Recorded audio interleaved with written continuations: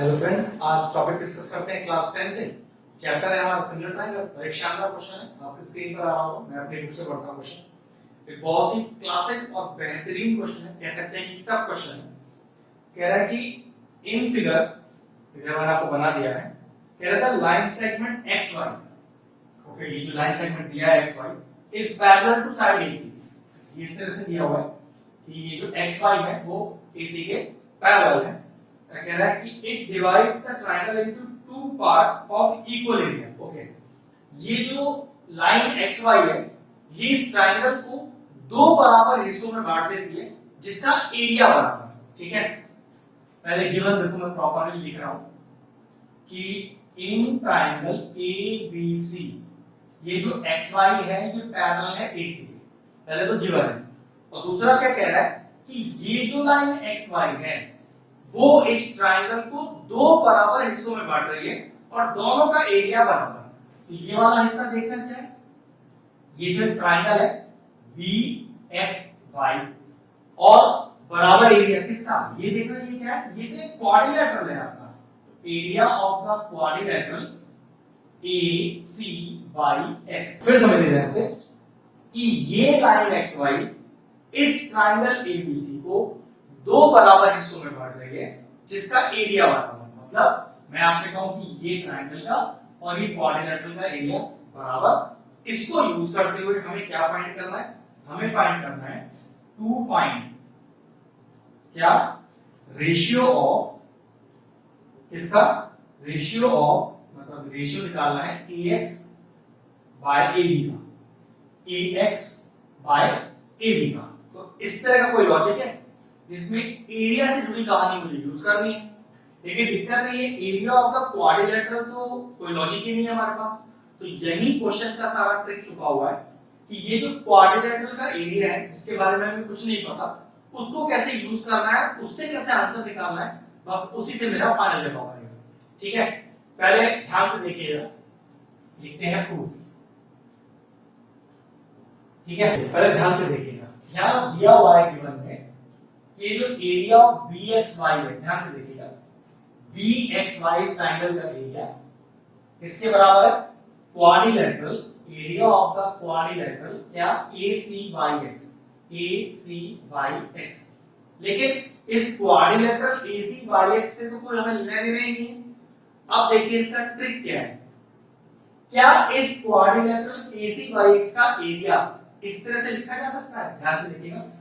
इसका एरिया क्या है, पूरे ट्रायंगल के एरिया में से अगर ये वाला एरिया माइनस कर दूं ट्रायंगल का तो मेरे ख्याल से क्वाड्रिलेटरल का एरिया ही बनेगा। ध्यान से देखिए, तो area of B X Y is equal to area of triangle ABC minus area of triangle B X Y. फिर समझ लीजिए, मैंने इस क्वाड्रिलेटरल के एरिया को निकालने के लिए पूरे ट्रायंगल का एरिया ले लिया और उसमें से ये वाला ट्रायंगल माइनस कर दिया, तो पक्की बात है क्वाड्रिलेटरल का एरिया ही निकला। लेकिन अब मेरे पास तीनों एरिया ट्रायंगल की फॉर्म में आ गए, बस इतना ही क्वेश्चन का ट्विस्ट है।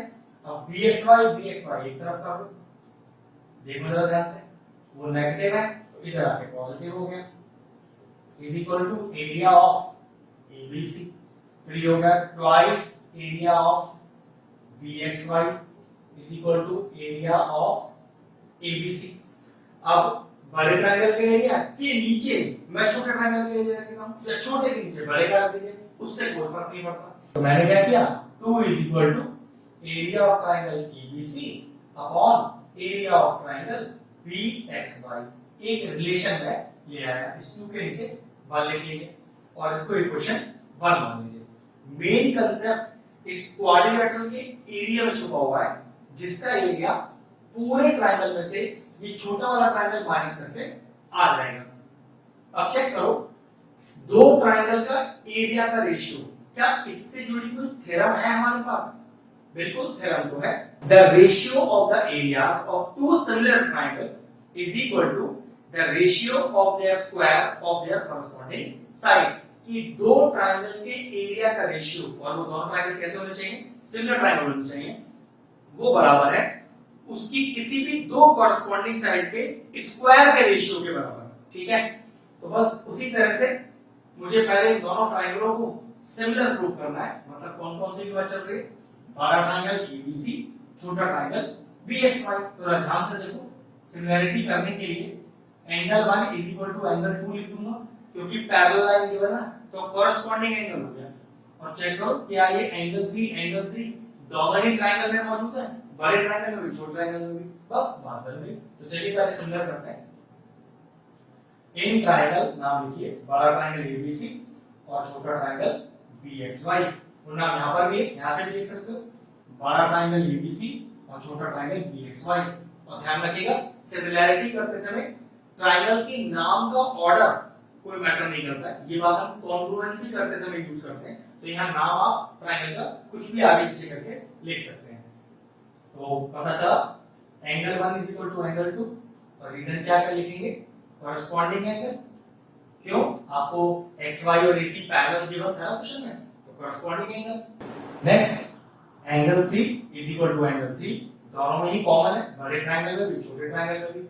और किसी दो ट्रायंगल में अगर दो एंगल्स आपस में बराबर मिल जाए तो ट्रायंगल हो जाते हैं सिमिलर। तो triangle ABC similar to triangle BXY. Reason क्या लिखेंगे? A criteria. ये लिखिए, ट्रायंगल हो गए सिमिलर। पहली कंडीशन तो क्लियर हो गई। अगर ट्रायंगल सिमिलर हो गए तो इन दोनों ट्रायंगल्स के एरिया का रेशियो इनकी कॉरेस्पॉन्डिंग साइड के स्क्वायर के रेशियो के बराबर हो जाएगी। बस तो देखिए, एरिया ऑफ ट्रायंगल एबीसी, ऊपर बड़ा ट्रायंगल रखा है, नीचे छोटा वाला रख लिया है मैंने। आप ऊपर छोटा नीचे बड़ा रख सकते हैं, उससे कोई फर्क नहीं पड़ेगा। ध्यान से देखिए, तो कॉरेस्पॉन्डिंग साइड कैसे ले? अब देखो ध्यान से, अगर मैं बड़े ट्रायंगल की बात करूं तो मैं ले लेता हूं AB, और छोटे ट्रायंगल की बात करूं तो मैं लेता हूं BX। ऐसा क्यों ले रहा हूं भाई? मुझे AX और AB का कोई रिलेशन चाहिए ना, इस वाली साइड का, इस वाली साइड के स्क्वायर लेके चलता हूं। तो ABC ट्रायंगल के लिए मैंने AB लिया, उसका स्क्वायर, और BXY ट्रायंगल के लिए मैंने BX का स्क्वायर ले लिया। और पूरे थ्योरम आ जाएगा यहां पर। क्या आएगा? The ratio of the areas of two similar triangle is equal to the ratio of the squares of their corresponding sides। ठीक है, अब जरा ध्यान से देखो, area of ABC upon area of BXY। Direct इसका मुझे वैल्यू कितना पता है? 2/1। तो यहां पर मैं क्या लिख दूं? 2/1 लिख दूंगा। चलिए यहां लिख दिया मैंने 2/1, और इसे क्या लिख दिया?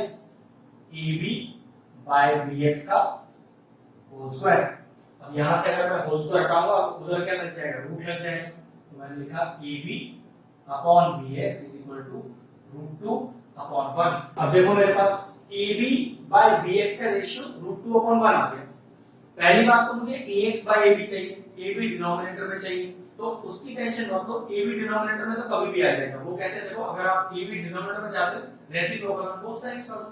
ये लो, ये तो कोई कभी भी कोई टेंशन का चीज ही नहीं है। ये लीजिए आ गया।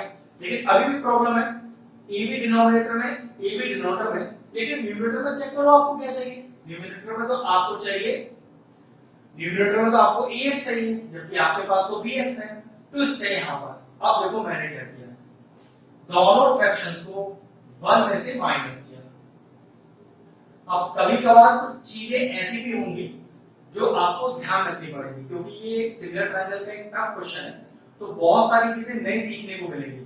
तो ध्यान रखो, ये मैंने क्यों किया, इसका जवाब आपको अभी मिल जाएगा, क्योंकि मेरा इससे आंसर आ जाएगा। तो ये छोटे छोटे ट्विस्ट की, मुझे 1 में से दोनों को माइनस करना है, दोनों साइड 1 ऐड करना है, ये क्वेश्चन देख के हमें जजमेंट होता है कि क्या करना चाहिए।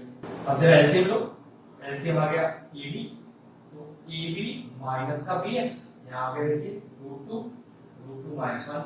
अब चेक करो, AB में से BX माइनस करो, पूरे AB में से BX माइनस करो, क्या बच जाएगा? AX बच जाएगा आपके पास।